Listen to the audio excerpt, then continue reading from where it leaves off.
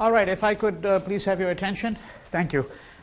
Before I begin my lecture for today, I just want to remind you of your what your obligations are for the final exam. Because I've gotten one query already, I'm sure there'll be other queries coming on the way, so let me just say a couple of things about the final exam. All of this was actually mentioned at the beginning of the course and is mentioned on the syllabus, but I'll repeat it once again. And if you have any questions, you can, seek clarifications at this point. Okay, so you're responsible for everything that's on the syllabus, and that includes the readings as well. Some of the readings have been discussed in class, some have not been discussed, obviously, in class. So you're responsible for the readings as well. You are not responsible for the films. Okay, and when I say the films, I'm talking about East is East, Bend It Like Beckham, and all of those, because some of you wrote your papers on Bend It Like Beckham, some wrote it on Mississippi Masala. In fact, about half the papers were on one single film, Bend It Like Beckham, and then the other half of the papers were on 4 or 5 of the other films. All right, so you're not responsible for those films except for one film which was seen in class. Excerpts were seen in class, and if you haven't seen that film, you should see it in its entirety. And that's My Beautiful Laundrette, because we had a discussion about that, and it was made clear to you at the beginning that you would be responsible for that film. There are occasionally references to other films. For example, I'm going to mention a film today, but again, you're not responsible for that because it's not on the syllabus. All right. Now, the format of the exam is that you will get the exam to you on the you will get the exam emailed to you on the last day of classes. So immediately at the end of the last lecture, you will get the exam emailed to you.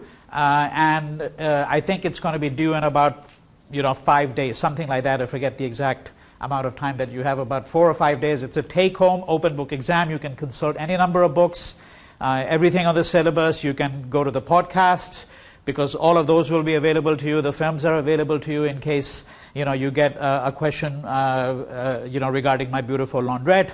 All right. So and the format of the exam is that you will get six questions. Divided into 3 groups of 2 questions each. Group 1 has 2 questions which are sort of, questions that are somewhat more broad-ranging and cover the material, not from one particular week, but rather from, let's say, several weeks, because they have to do with questions having to do with, let's say, Indian culture and the diaspora. Might be an illustration of a question that you might be tested on, or let's say a question such as what are the differences between the Indian diaspora in the United States as opposed to the Indian diaspora in Trinidad, Guyana, or Suriname, something like that. All right. So obviously, in order to answer that, you would have to be able to look at material from across several weeks in the syllabus. All right. So those 2 questions, you don't have any choice. But then you get 2 questions in group 3, and you will answer one of those 2 questions, and then you get 2 questions in group 4, and you answer one of those 2 questions. So you answer 4 out of 6 questions, roughly 2 to 3 pages per answer, double-spaced, typed, of course, and you're going to email the exam to me as a Word attachment. All right, so there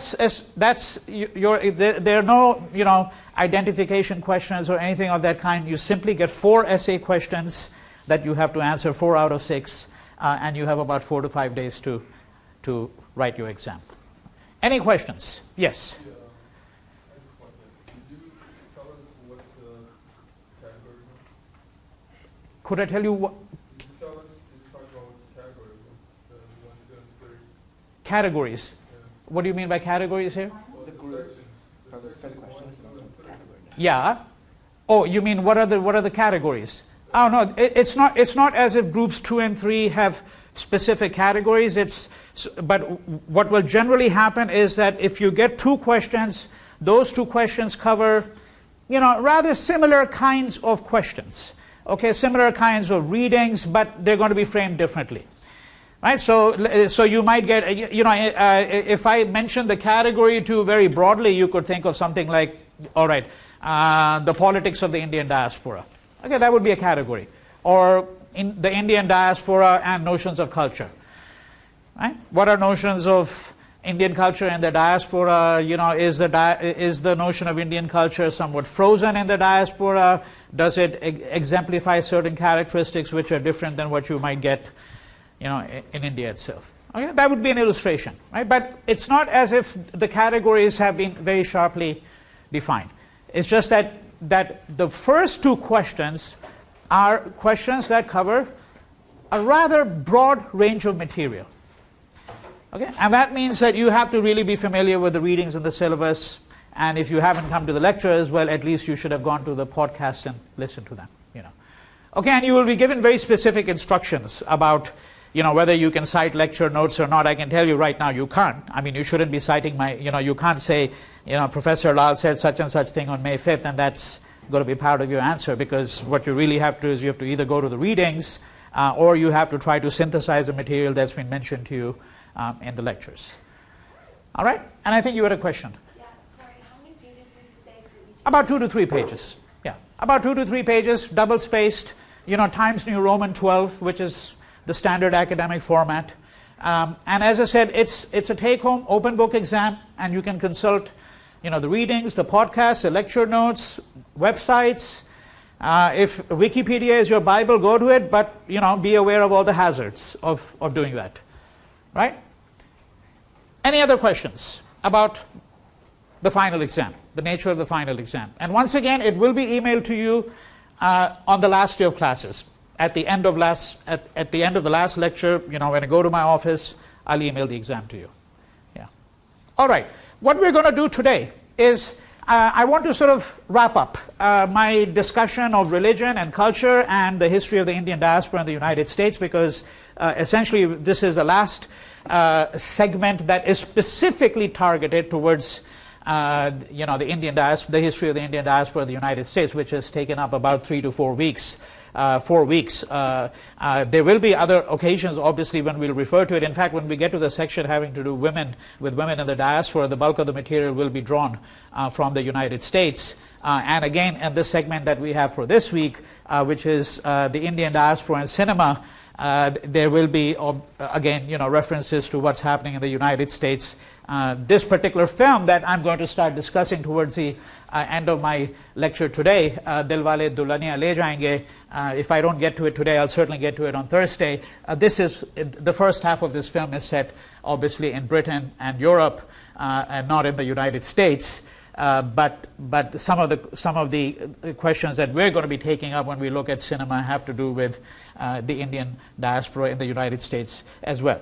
But before we get to all of that, let me just take about half an hour to try to wrap up a few questions that, in my view, have not been adequately discussed so far, or in some cases I want to recapitulate some of the things that have been mentioned to you. Right? So in my previous lecture, in my closing moments of that lecture, I had been talking to you about the Patel Motels. The Patel-owned motels, gave you a very brief history of the circumstances under which the Gujaratis came to occupy such an enormous place, in this particular industry. And one of the things I mentioned to you is that you can think of this as a niche culture, that different immigrant groups tend to create a niche for themselves. Why are there so many Dominicans in baseball? Right? And by the way, I don't even remotely follow the game. I'm only interested in sort of like the sociological aspects, that there are certain immigrant groups who tend to have a certain kind of niche in certain kinds of professions or certain kinds of jobs or certain kinds of cultural activities. And so if you look at this idea of a niche, one of the things that Pavan Dhingra in his book, portions of which have been assigned to you behind the hotel lobby, one of the things that he argues is that, well, there are certain kinds of theories about ethnic entrepreneurship, ethnic minorities and the kind of entrepreneurship that becomes possible within these groups. And he was arguing a point, in fact, the last point I'd made actually in my lecture on Tuesday, last week. He was arguing that one of the things that distinguishes Patel ownership, or Gujarati more broadly ownership of motels, is the fact that this is, for one thing, intergenerational. It's not simply that it happens in one generation, that in fact it's intergenerational, and shows every likelihood of continuing to be so.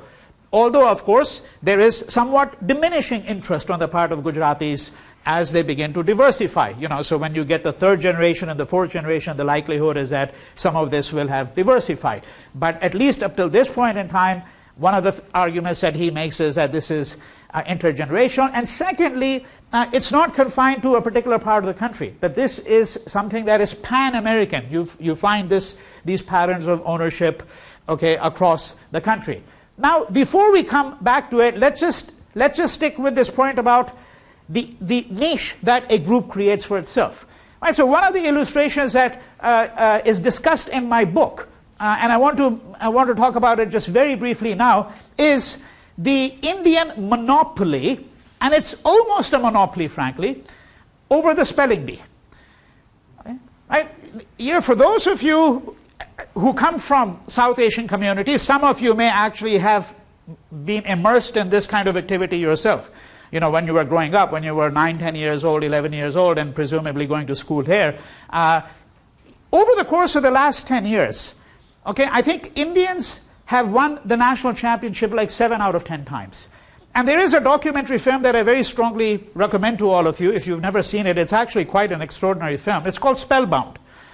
There's also, by the way, a Hitchcock film by that same name, which came out 50 years ago, so, don't go to that film, obviously. The film is called Spellbound, and this film was made about 2000, roughly around 2000, and what it does is it follows a number of families whose children are involved in the spelling bee. A large number of these kids that are featured in this documentary are kids of Indian origin. Growing up in the United States, right? And the film shows remarkable scenes. So, for example, before the final championship where an Indian kid is competing, the parents have actually had a puja. You remember the puja, right? This worship that you perform. They have a puja performed at some temple in India, and 1,000 pundits or Brahmins are going to be fed, lunch or dinner. On the occasion of this puja, because the idea is that you do something auspicious, and this enhances the prospects that your child is going to emerge as the winner. And what the film really shows is how these families are completely captivated by it. And one of the things that I've been trying to understand, and I'm not sure that I've still fully understood, why is it that Indian children perform so extraordinarily well in the spelling bee. And when I've spoken to people, many people have mentioned that, well, they come from middle-class families, education is prized in these families. Well, it's prized in Japanese American families too, as far as I know, and Chinese American families and Korean American families, and so forth and so on. It doesn't explain why the Indian American families are doing so spectacularly well in the spelling bee. And some people have suggested that Indians have a better command over English than do the Chinese and the Japanese. Well, again, I don't find that to be an adequate explanation, because in most of these cases, you're speaking about children who were born in the United States. Right? We're not talking about kids who are competing, who are 9 years old, who have straight away been flown from a little village in China or something. Okay, well, maybe they don't have a perfect command over English. No, it can't be that. Partly it has to do with this question of a niche, that once one immigrant group begins to do rather well in one area, whether it has to do with the spelling bee or they begin to dominate in one particular profession, it essentially impels other people within that community to follow them. Right? That's partly the explanation. Now, there may also be cultural explanations of a different order, some of which I very briefly entertain in this book, such as the emphasis on memorization in Indian culture. Because one of the things that makes it possible for you to do well in the spelling bee, it's not like these 8 or 9 or 10-year-old children are linguists. They're not linguists. But they memorize these words, the most obscure words which you will never use in everyday conversation. Right? 9 out of those 10 words that are going to be given to you are words that you've never heard, I've never heard. I'm a writer, and I haven't heard most of those words. And what they do is they study the dictionary at very great length, and then they memorize these words. Of course, it helps to know the etymology of the word, because if you're given a word in the competition that you've never heard of, well, then, the child, the kid who's trying to attempt an answer may look at the structure of the word and be able to make certain inferences about the correct spelling from let's say, an understanding of its etymology. But this emphasis on memorization has long been a part of Indian culture. I mean, there are, places in India right now, such as Banaras, a city in central India, which is often described, north central India, often described, more, I should say more North India really, as the oldest inhabited city in the world very often.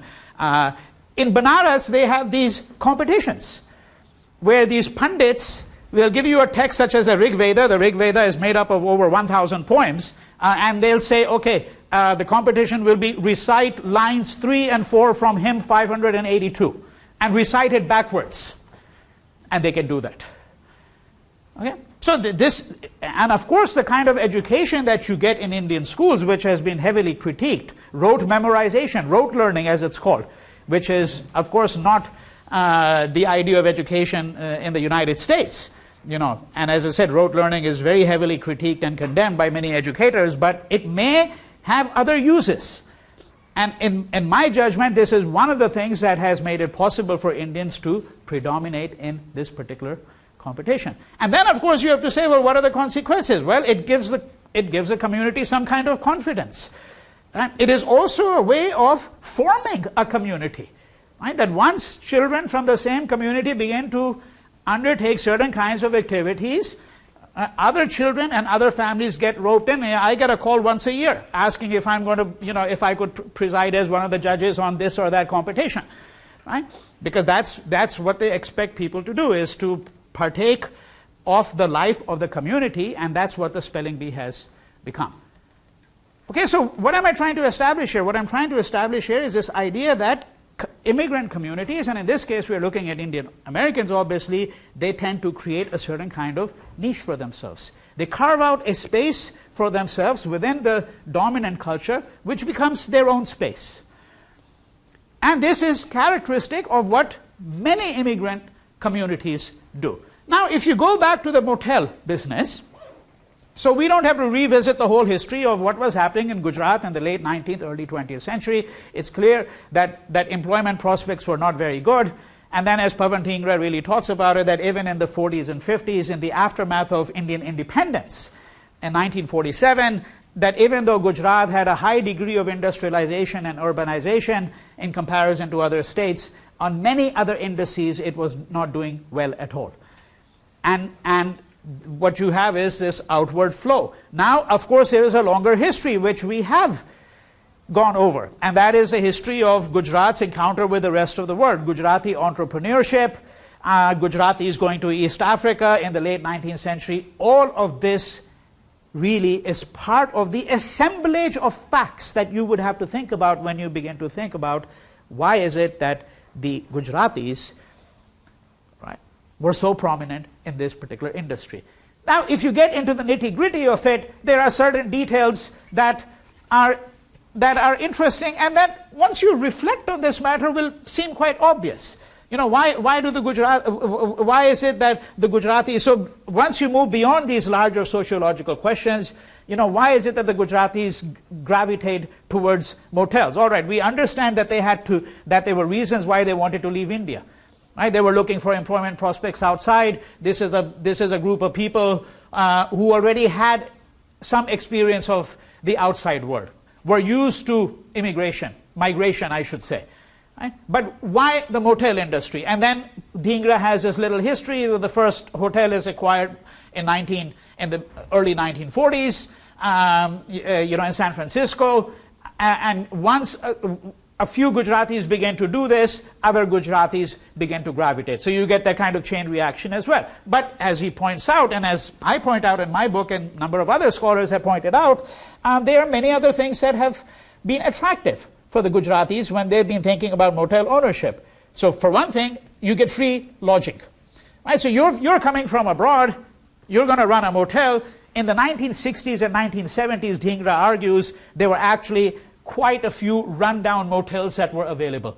Right? So they were being sold on the cheap. The Gujaratis, who have always had a knack for business and a kind of entrepreneurial spirit, begin to grab these. Right? And one of the advantages of the motel, of course, is that whoever purchases the motel he and his family will tend to have free lodging. Right? And gradually, when relatives come in, they can avail themselves of exactly the same kind of situation. Number two, you don't have to know much English. Right? So you're running a motel, you're at the lobby, somebody comes up to you and says, do you have a room available? Well, yes, you have a room available. You hand over the keys, and by and large, that's the end of the interaction. Right? Well, there may be an occasional question or two, where is the ice machine or something like that, but you don't have to have a sophisticated command over English. You don't even need to have a command over idiomatic English. You don't need to be really even completely familiar with the language, and you can still get by. Okay, and similarly, you don't really need to be attuned to the nuances of that culture. Right? It would be much more difficult if the Gujaratis said, all right, what we're going to do is we're going to start working as waiters in these restaurants, and your clients start coming in, and there are all of these 100 dishes on the menu, half of them with fancy French names that nobody knows anything about. Right? And the person asks you, what is a filet mignon, or this or that, what is a creme brulee? Well, you need to have some acquaintance with the nuances of that culture, with the cuisine. Now, the argument here is that, frankly, none of this was really very important, right? So what we are saying, number one, these hotels/motels, right, were easily available, comparatively speaking. Okay, you have number two, this kind of chain reaction where some people begin to buy it from within the community, others are encouraged to do so. Number three, you get free lodging. Okay. Number four, you don't need to have much command over English. And number five, which is related but a somewhat different point analytically, you don't really need to be attuned to that culture very much. Number six, low profits. Okay. And many of the Gujaratis here are looking at the long term. All right, so initially your profit margin is rather low, but you persist with it. And of course, number seven, which is related to some of the points before, but analytically discrete, the motel doesn't simply offer free lodging to the family, it offers free employment to the rest of the family too. If you're going to run a motel, somebody needs to man the front desk, somebody needs to be working behind, right, doing the laundry, changing the sheets, changing the towels. Essentially, it becomes a way of employing large numbers of people in the same family, or as time goes on, in the extended family. And these are some of the things that Dhingra discusses. I mean, of course, there are ideological components as well. The attractions of self-employment, that you're only responsible to yourself. And so in some ways, you might say that that's, from the point of view of the immigrant, that's the real culmination of the American dream, is that, well, you're no longer really working for somebody else, you're working for yourself. Okay? And we don't need to consider whether, in fact, this is the American dream, because, in fact, of course, a large number of people in this country would be salaried employees. Right? But this idea that you liberate yourself from the constraints that you've had before, you come to a new country, the attractions of self-employment might be quite great. Of course, there are hazards of self-employment too. Right? So this is where the long history of business acumen, business skills, long history of migration, long history of some kind of understanding that there's always a little bit element of uncertainty, particularly in the early years when you set up a motel. All of this becomes critical in explaining why members of an immigrant community might decide upon a certain course of action, in this case, moving into motel ownership. Yes?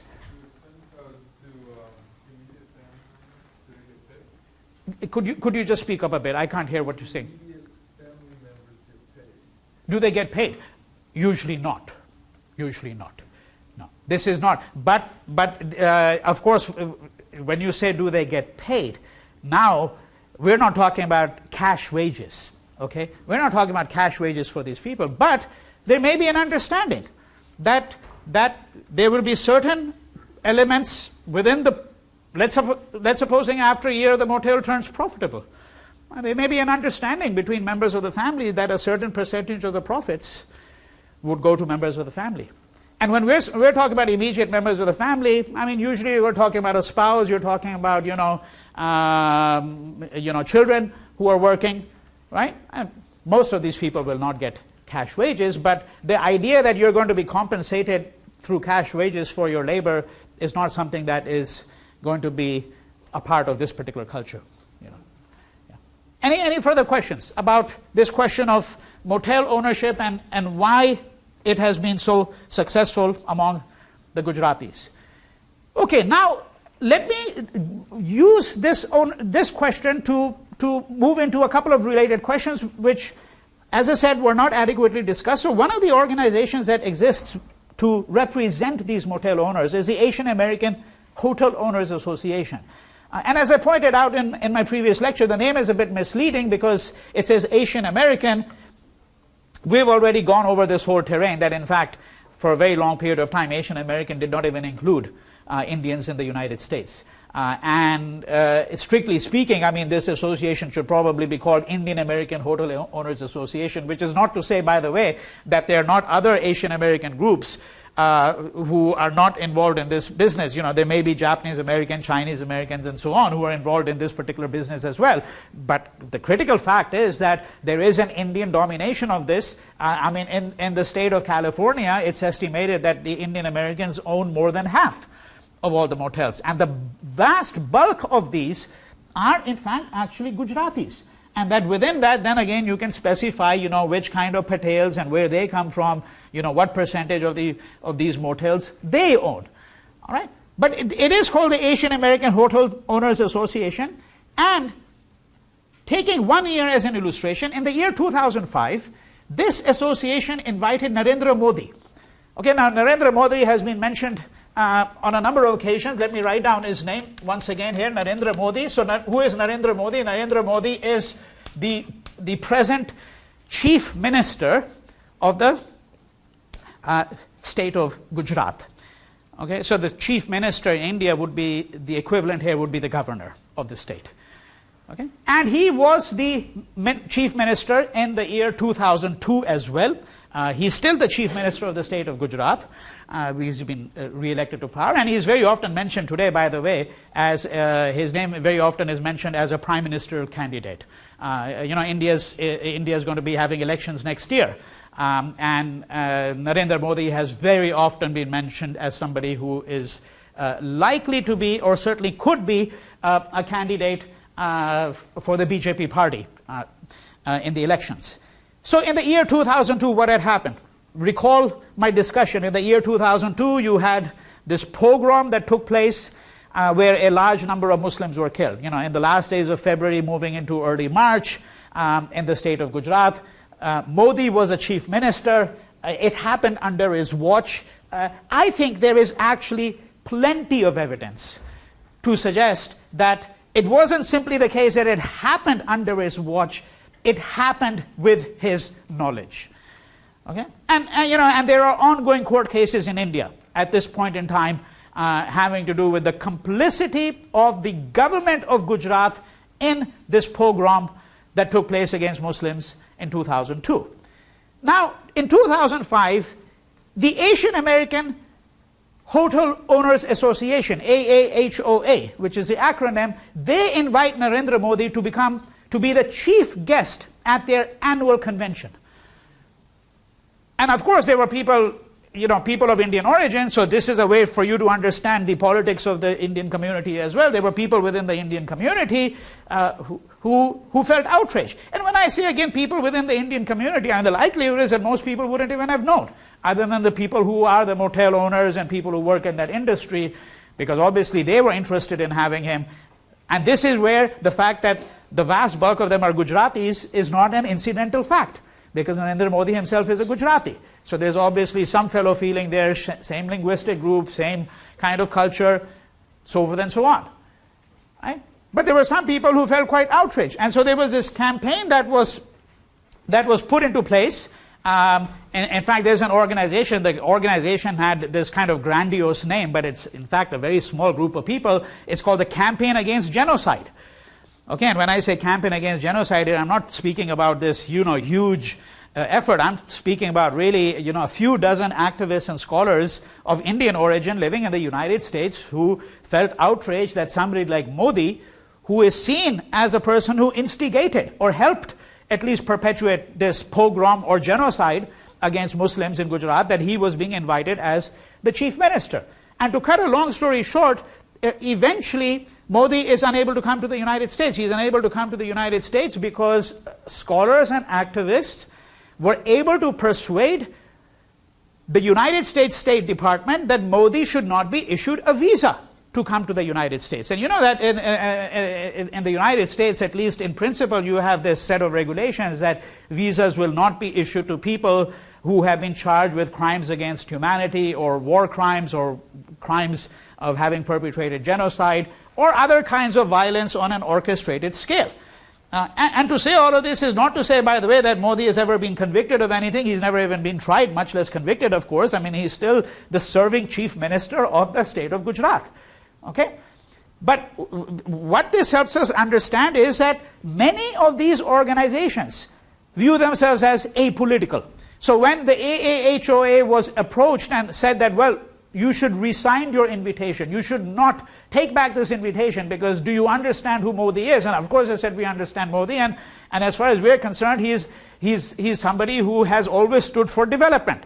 Right? And this is what we stand for. We stand for development, and we want to work together with what is one of the most prosperous states. That's how they see it, one of the more prosperous states in the state of India, and we don't see any problem with inviting Modi.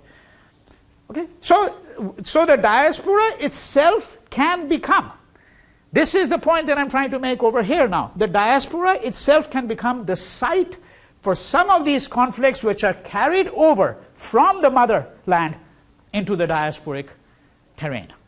Right? And this is, in fact, a very good illustration of how some of these conflicts, which begin in India, are then carried over into the diaspora.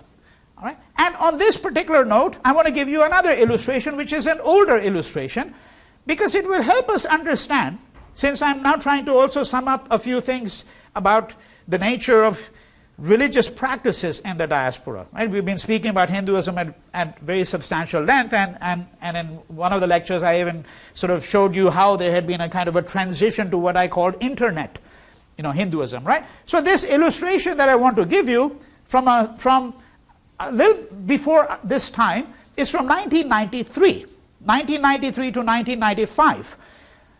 Now there's an organization, it's called the FHA. So that this acronym stands for Federation of Hindu Associations. So it's Federation of Hindu Associations in the United States. So the FHA, which is, as you will see, a highly conservative body, right? So it aims to represent Hindus living in the United States, but in particular it aims to be the umbrella body which brings together a large number of smaller organizations.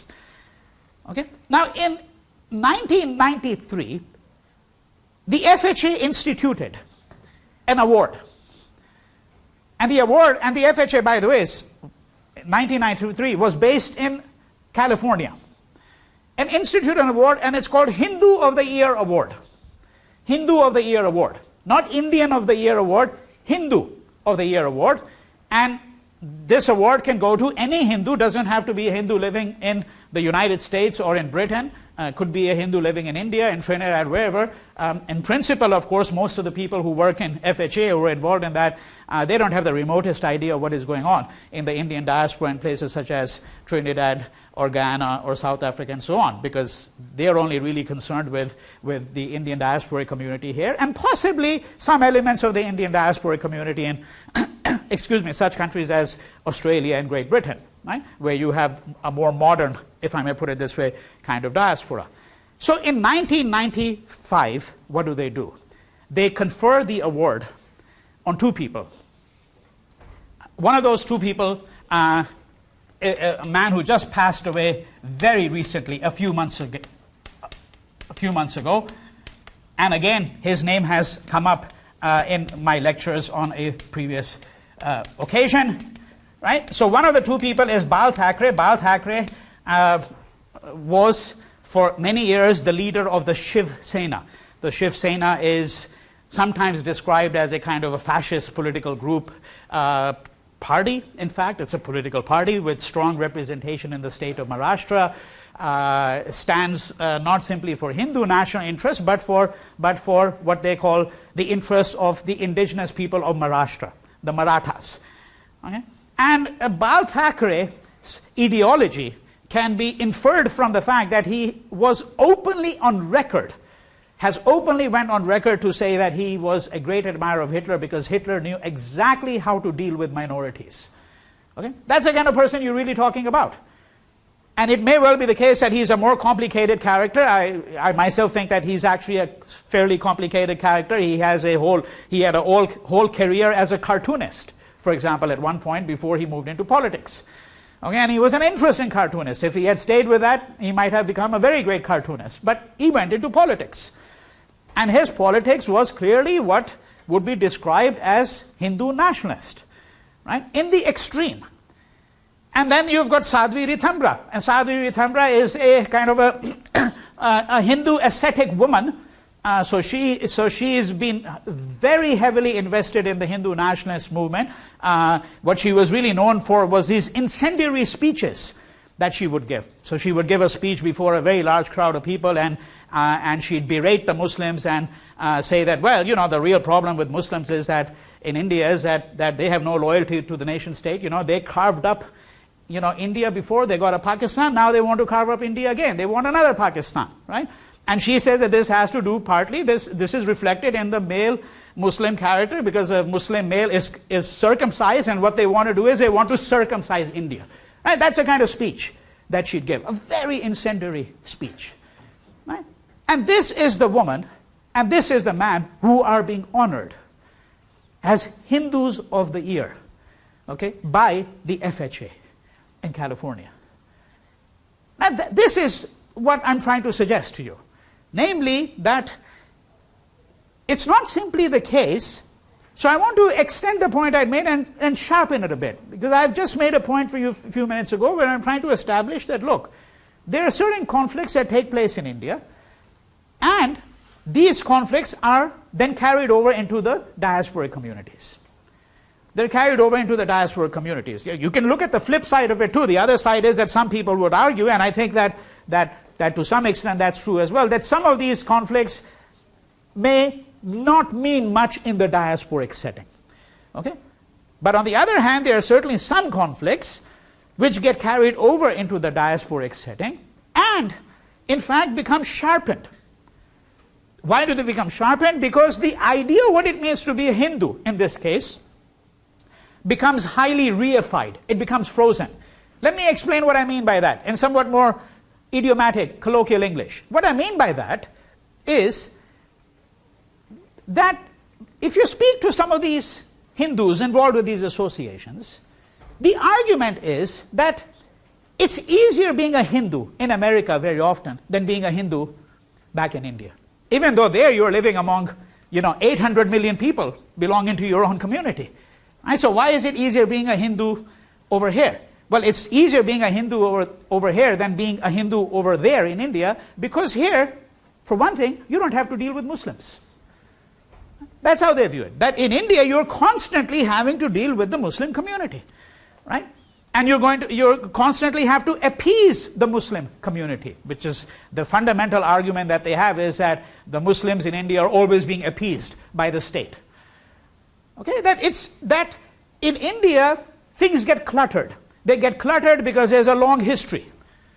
Now here, it's like a clean slate, relatively speaking, a clean slate. You come here, frankly, so on the one hand, being invisible is a real liability, as I've suggested to you before, right? That this is one constant complaint. That nobody really understands Hinduism, we're a maligned community. Well, more than even being maligned, frankly, people are just indifferent to us, right? Nobody really cares what it means to be a Hindu. Okay, that's one complaint. On the other hand, at some moments they'll say, that's an asset. It's an asset. Why? Because frankly, you can do whatever you want here. There isn't anybody to bug you. In India, if you do something as a Hindu, well, there are constantly these Muslims who are going to be on the watch. Okay? You don't have to interact with Muslims, frankly, over here.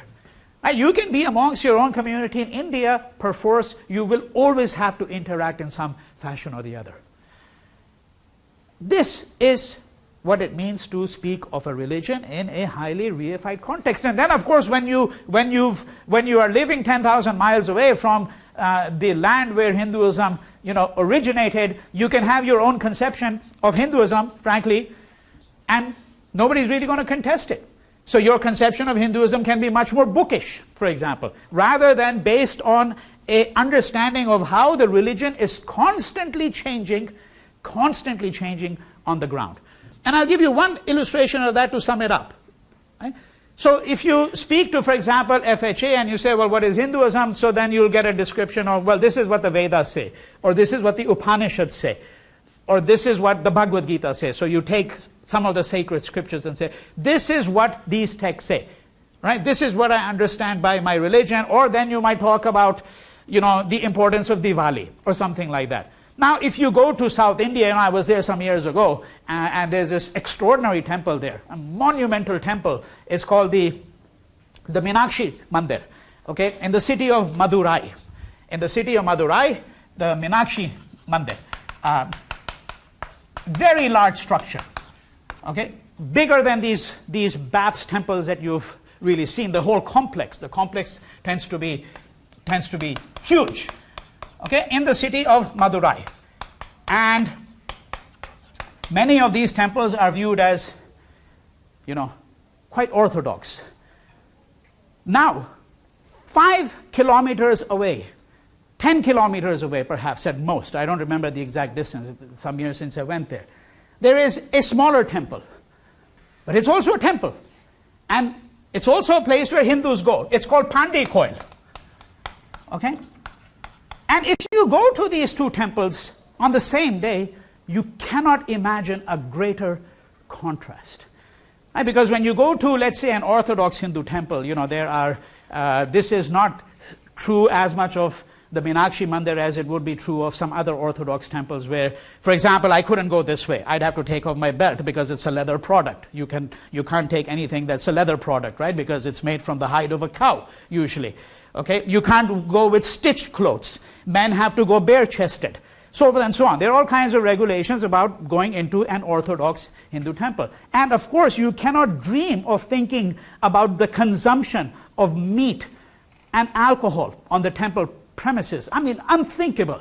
Now, if you go to Pandi Koil, okay, and this is a place where, let me use traditional anthropological terms. We're not going to look at the whole structure of the Hindu religion in this, but we're talking about the same religion here. Okay? If you go to Pandi Koil, so one of the things you'll find is on the very premises of the temple, chickens are being slaughtered and then eaten on the very premises of that temple. Okay? Women come there in large numbers, particularly women, okay, and they go into a trance. Right? The place this is about the opposite end of this kind of orthodox conception of what Hinduism means. But this is also Hinduism. This is what I meant when I said that this is a language that speaks in hundreds of idioms. It's polycentric in every sense of the term that you can think of. Pandi Koil, right? The Koil is the word for it. Should be K-O-I-L. You can Koil is the Tamil word for temple. Okay, and within near proximity to each other. Now, who is going to say which represents the true faith and which doesn't? Now, in the diaspora, they think they know. Right? For them, Madurai is the great site of the Hindu faith, and then you've got the great texts. This is what I mean when I say that in India itself, the religion is constantly shifting on the ground. That does not happen in the diaspora. The conception of what is a religion tends to be more reified, more frozen, okay, and it tends to confine itself to what you might describe as the upper end of the religion, a more textbook version, a more classical version of the religion. That is what is understood by the faith. So this is, I think, what I'd like you to go away with when you begin to think of, in part. I mean, we've looked at a whole series of questions having to do with religion, and in the last segments, what we have done also is sporadically in bits and pieces, not in a sustained way, because the sustained way would simply be a matter of giving you a chronology and giving you numbers, right? The history of the Indian community, not simply going back to the late 19th century, which is where we started, but moving into the period, particularly after 1965, when, as has been mentioned endless number of times, a new Immigration Act creates conditions for a much larger community than had been the case before 1965. All right. So this is the set of considerations that I think you want to keep in mind. I'm not really going to go over such things as, what is the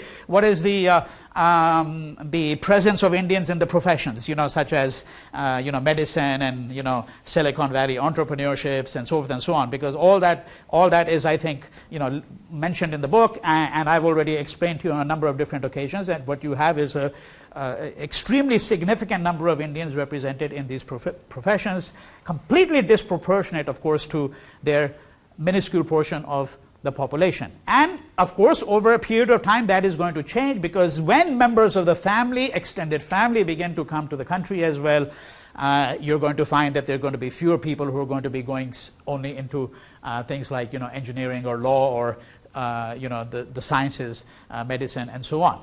By the same token, of course, the Indian American community is extremely well represented, not simply in the professions, but in the whole enterprise of education itself. By far the largest number of graduates proportionately produced by any community in the United States. And I'm including here the closest competitors, which would be white Americans, Japanese Americans, Jewish Americans.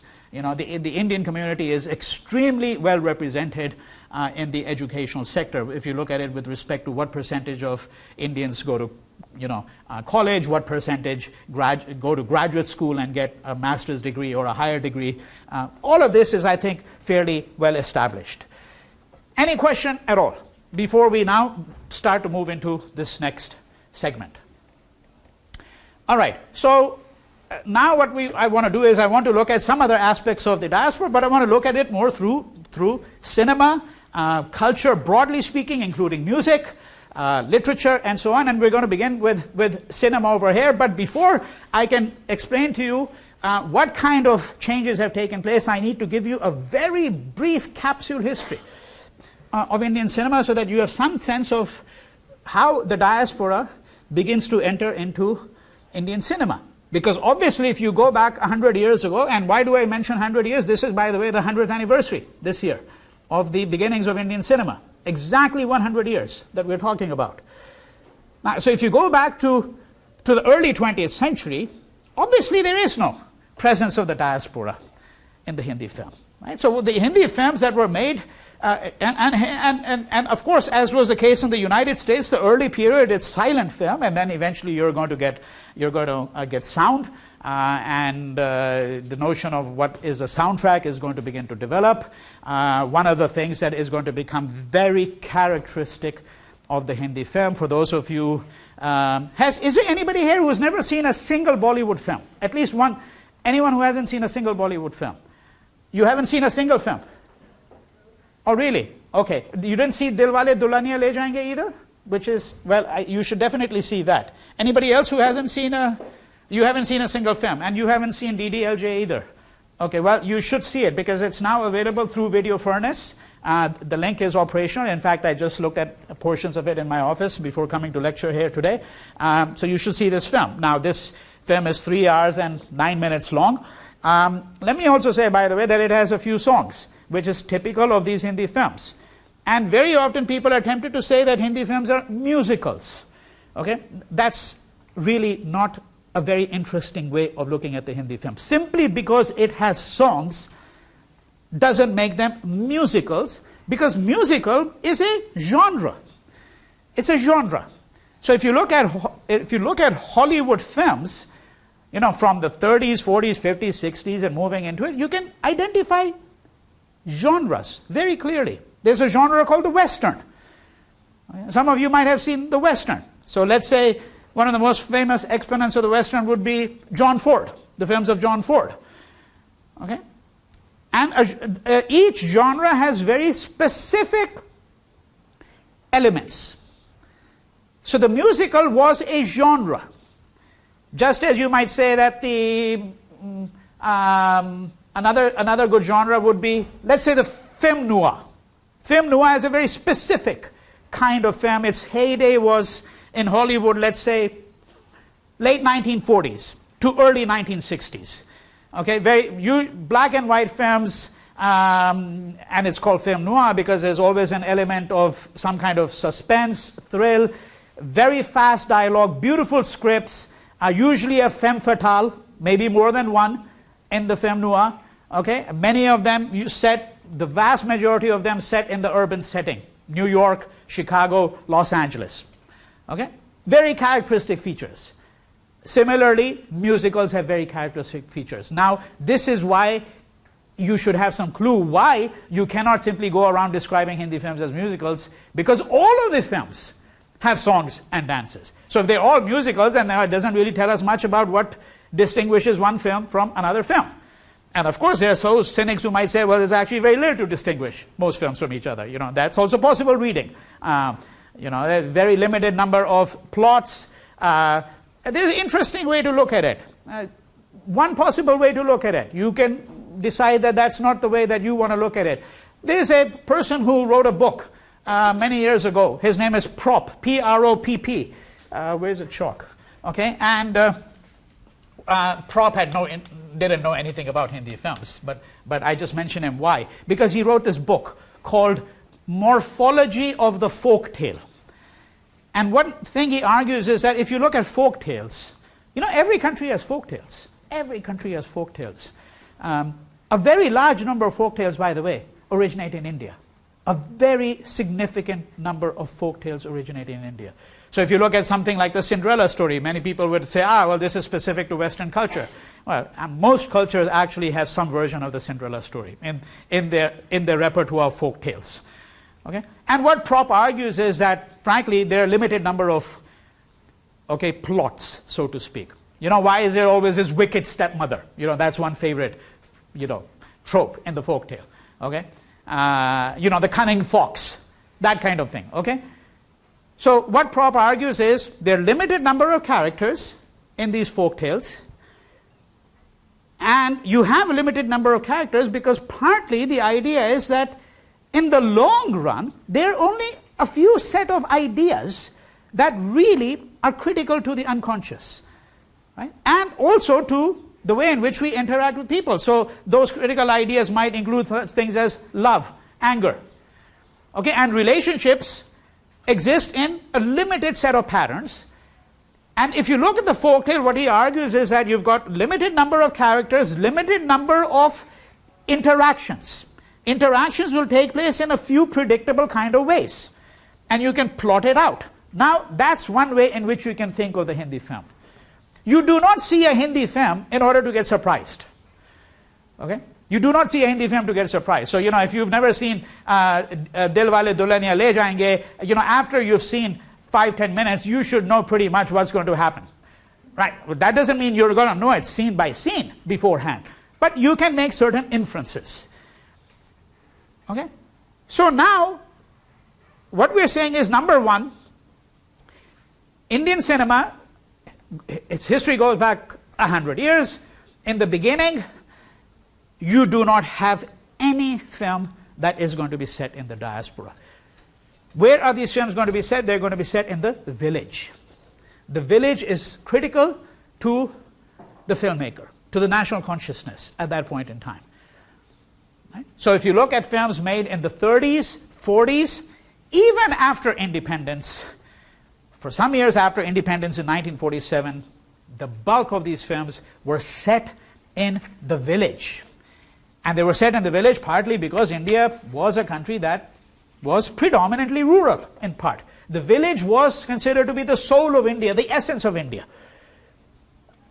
All these are interesting considerations in themselves, simply being mentioned to you for your consideration so that you have some understanding of the transitions in Indian cinema. Sometime around the 1950s, the city begins to become important in Hindi cinema. It begins to become important. And if you look at the films of somebody like, let's say, Raj Kapoor, okay, a legendary sort of Bollywood figure. And some of the films would include a film like Shri 420. Shri means Mr. in this case, Mr. 420. 420 is a section of the Indian Penal Code, which defines things like theft and so on. Okay, so Shri 420 is a guy who's a swindler, right? Because that's what the reference to 420 is. Or a film called Avara, somebody who's a tramp. In fact, Raj Kapoor not only directed his films, he was the main star in many of them, going back to the 1950s, and he modeled himself on the character of Charlie Chaplin, it's been argued very often, right? And you can certainly see the resemblances. What's important is his films begin to move into the city.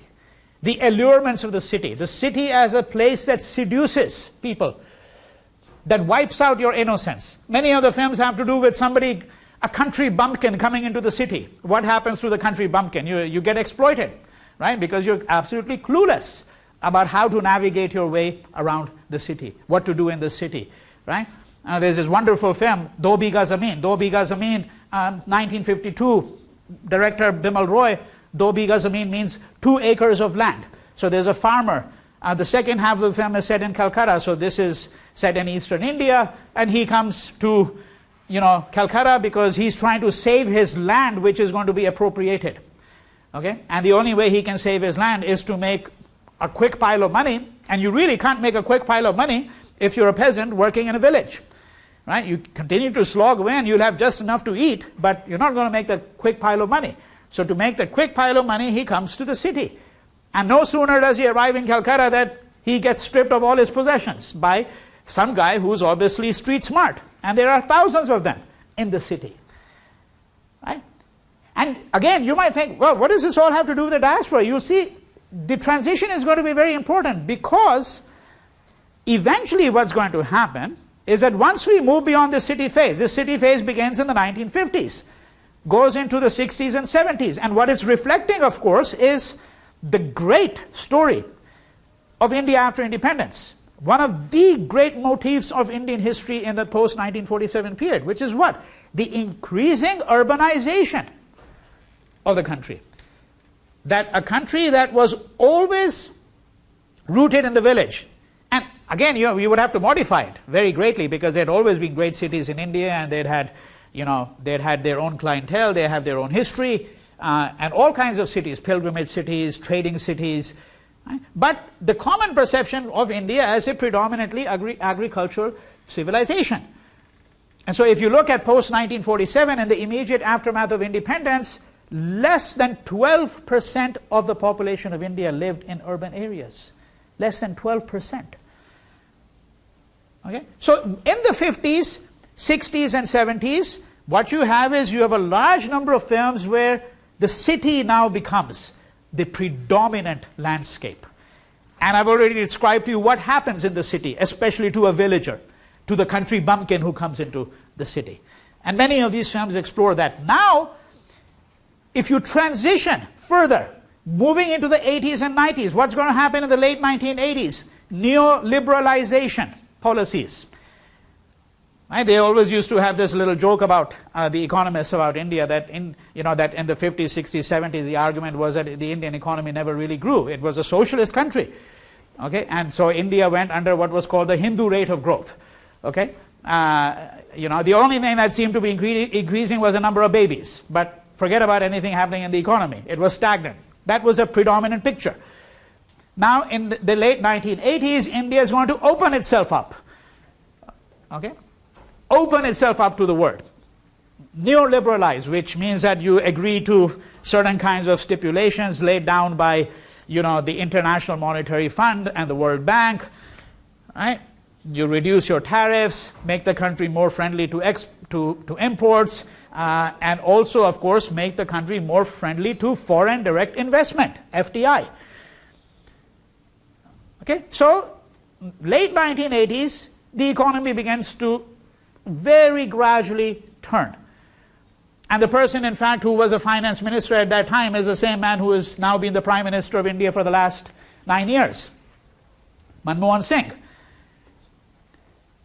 In the 1990s, as neoliberalization policies begin to really take root and the Indian economy begins to grow, what's happening in the diaspora? A corresponding increase, right, in the Indian diasporic presence in countries such as the United States and Australia. Right? There's a relationship there.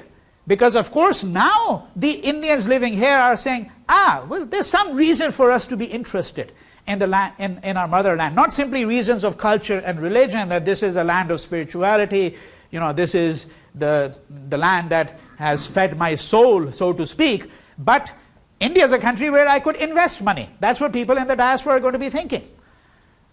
If you're an Indian American here and you've got cash to spare, you say, well, why not invest in India? Because you still have some emotional attachment to the land. This is obviously unthinkable in the 70s and 80s when the community is still trying to establish itself here. And in India itself, they're not hospitable to the idea of people investing from abroad, right?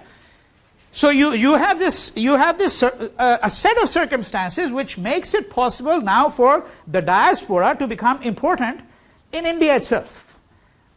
And this is now going to be reflected in the cinema. Okay, so this is the last stage of that transition that we're interested in, because what you're going to begin to see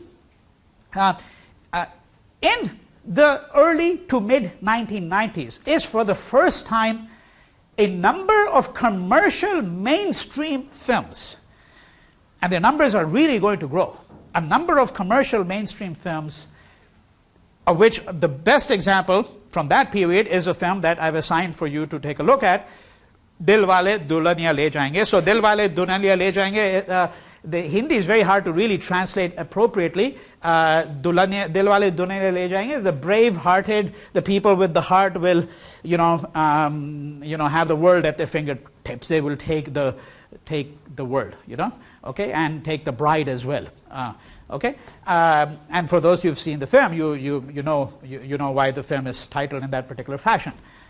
Okay, so in the mid 1990s, I'm saying to you, the Hindi film reflects this turn, and you could say, and this is where that early phase is not unimportant. What was that early phase? The intermediate phase.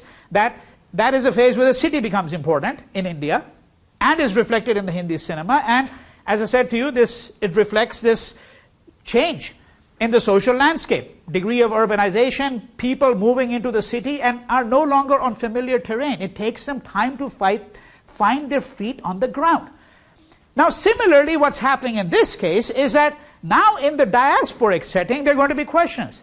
What does it mean to be an Indian living in Britain or in the United States? Are you rootless? Much in the way in which the person who goes from the village to the city thinks of himself or herself as rootless, right? That you're swimming in the sea of uncertainty. And something of that you will experience in these films. Because there's this element of uncertainty. What do you do in the diaspora? What happens when, your daughter, despite the fact that you have already decided who she's going to marry, because this is what happens in DDLJ, right? You've got the patriarch of the family, the opening scene, which we're going to see in just a few minutes, right? He's feeding the pigeons, in London, Trafalgar Square, okay? And he says very clearly, I've been living here all of these years and yet I feel completely alien to this country, right? My heart is in the Punjab, right? The verdant mustard fields of Punjab. They send me into this ecstasy that these pigeons in Trafalgar Square simply can't after 30 years. Right? That's how it's set up, the kind of dramatic contrast here that the film really tries to set up. So there is this question that is going to come up, and he's arranged for the marriage of his daughter to somebody that she's never even met. And why should she even agree to that? Well, because it's a part of Indian culture, right? Whatever that means, right? The assumption is that, well, yes, there's this stock of things that we call Indian culture or / Hindu in some cases, may not always be, because I think Indian would be the broader category here, and that's a category that they use, because yes, Muslims in India also go by arranged culture, so do the Sikhs. This is part of something that all communities really subscribe to. And one of the negotiations that is going to take place in the film is precisely what is the point of transition or the meeting point between, on the one hand, arranged marriages, because that's what the father has. He's picked somebody for her, right, for Simran. He's picked somebody for her, so that's the arranged marriage. Then you decide on your own. That's what's called the love marriage in India. But what the Indian film very often will do, especially in the diasporic setting, it's come up with a third solution. It's the arranged love marriage. Right? The arranged love marriage. So it's, you feel like it's your love marriage. You've picked the person, but of course, in some ways it was all preordained by the parents, certainly preordained by destiny. So it's certainly arranged in some sense or the other. Okay? Right? So the arranged love marriage, and of course it has to have the blessings of the parent. That's the mediation point, the meeting point between the arranged marriage and the love marriage. So this phase now is important, and I want to add one further element to the story before we turn to the first clip of this film. And that is that I want to go so far as to argue, not something that I can really demonstrate to you here, because we'd have to have a class on Indian cinema for me to be able to really demonstrate that to you. But I want to argue that it's not simply that by the 1990s, early to mid 1990s, continuing into our times, that these films were now, some of them, a small number of them, were beginning to be made in the diasporic setting. Okay, that's up till this point in time, that's what I've established for you, and that's what DDLJ shows. This is what another film called Pardes shows as well. We're going to see clips from this film as well in the next class on Thursday. Okay, so Pardes is foreign country. Desh is one's own country. Pardes is a foreign country. These are two films that are discussed in one of the articles that you have. So the argument is not simply that the Indian film now begins to reflect the diaspora. The diaspora in the north, because these films are not set in places like Fiji or Trinidad or Guyana. Okay? They're going to be set in the United States and in Great Britain, and maybe an odd film here or there in Canada. And I should also say, by the way, for some of you who are familiar with Indian cinema, you might say, oh, but weren't there always scenes from Switzerland, in indie films in the 1970s? Yes, there were. But that was simply, the couple getting married in India, and then, 1 minute scene, of the Alps in Switzerland. In fact, by the way, it became so common, and it is still so common, that when if you go to Switzerland, the Swiss have produced a special travel brochure. And this is like Bollywood in Switzerland, because there are so many films that had these scenes of the Alps.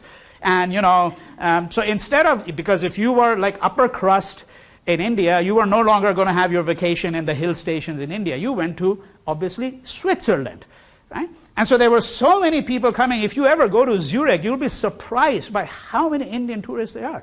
And they've all come to sort of relive these scenes, okay, in these films. So this is, the fiction following the fact, right? Or the fact following the fiction. You decide which way it is. So, the argument up till this point in time is that the films are beginning to reflect the presence of the diaspora. I want to go much further. I want to say to you that in fact there are now films that are made specifically for the Indian diasporic community. This is one of their main clienteles. Now, you got 3 million Indians living here. Many of them hooked to Bollywood, right? I mean, they've seen the same film over and over again because it's one way of reliving India.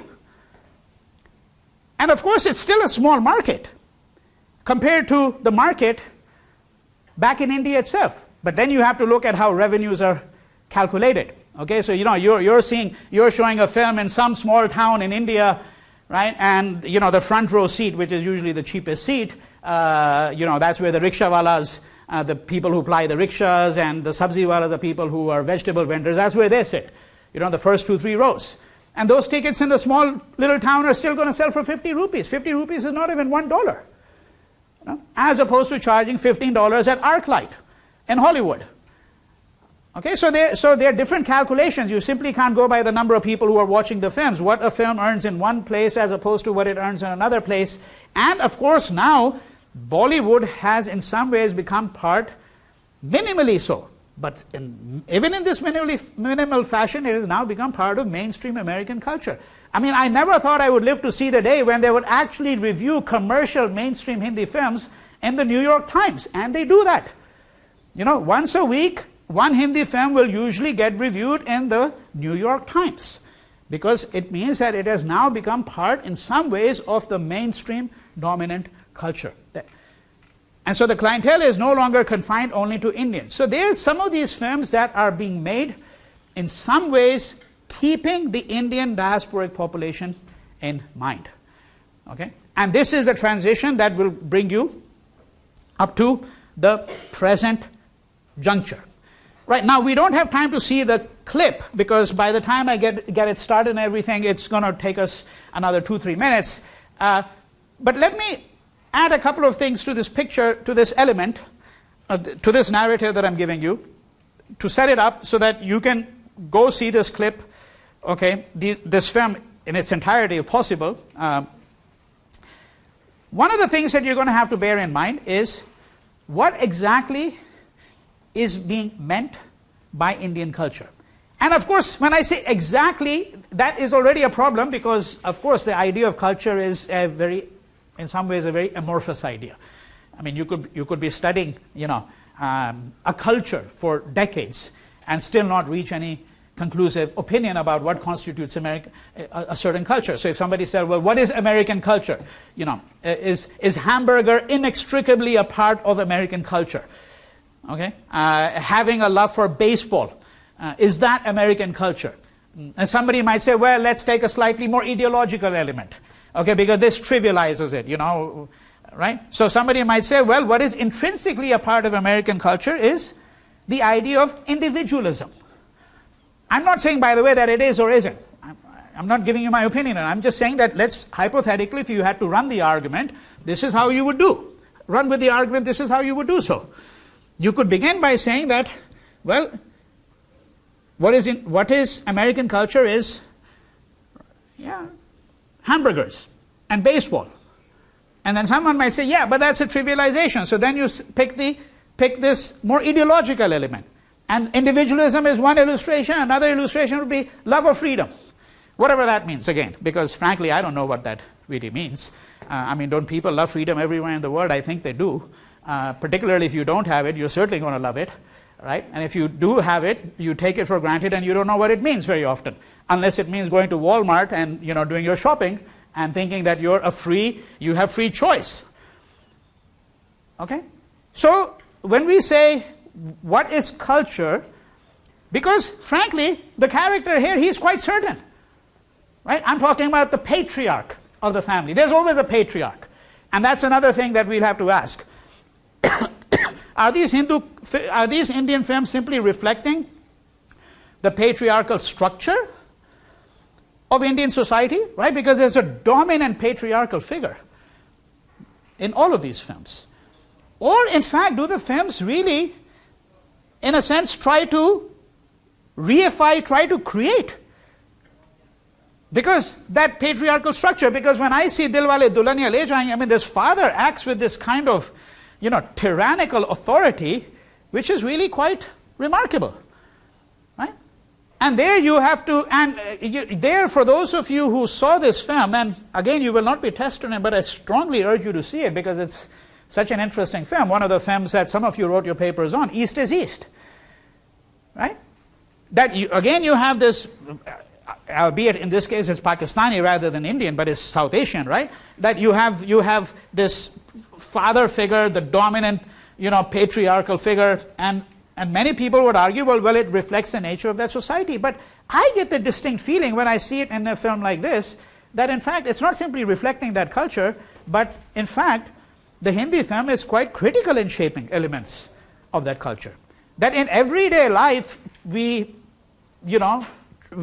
transact our differences with the patriarchal figure in certain ways. And that doesn't seem possible in this film until the very, very end. Right? Until the very, very end. So keep these considerations in mind as you begin to see the film. And we're going to begin on Thursday with clips from this film and clips from the other film called Pardes. I'll try to have that put on video furnace too if it's possible, but don't worry about it because we'll certainly see some clips from it on Thursday. All right.